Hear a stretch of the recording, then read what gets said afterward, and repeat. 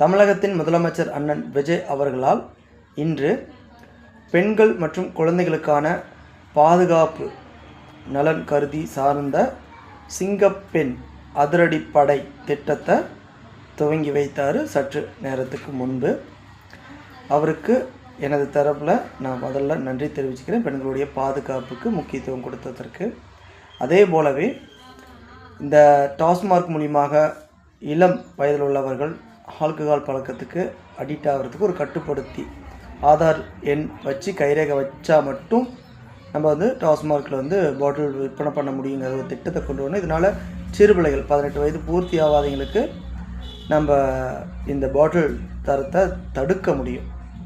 அதே போல் கொஞ்சம் உடல் ஆரோக்கியத்துக்கும் மற்றும் இந்த பழக்கத்திலேருந்து கொஞ்சம் மீட்கிறதுக்கு பனங்கல்லை இறக்க அனுமதி தந்து அதை டாஸ்மார்க் மூலியமாக விற்பனை பண்ணால் ஓவரால் ஆல்கஹால் சார்ந்த கஞ்சா இதுன்னு போகாமல் இளைஞர்களை இயற்கையான பானத்துக்கு நம்ம மாற்ற முடியும். இதுவும் கவர்மெண்ட்டே கொள்முதல் செஞ்சு டாஸ்மார்க் மூலியமாக விற்று அதோடைய வருமானத்தை கவர்மெண்ட் கஜானாவுக்கு அதிகரிக்கக்கூடிய ஒரு திட்டமாக தான் இதை பார்த்து அண்ணா இதுக்கு அனுமதி தரணும்னு ஒரு வேண்டுகோள் வைத்துக்கொண்டு மீண்டும் அடுத்த வீடியோ சந்திப்போம். நன்றி, வணக்கம்.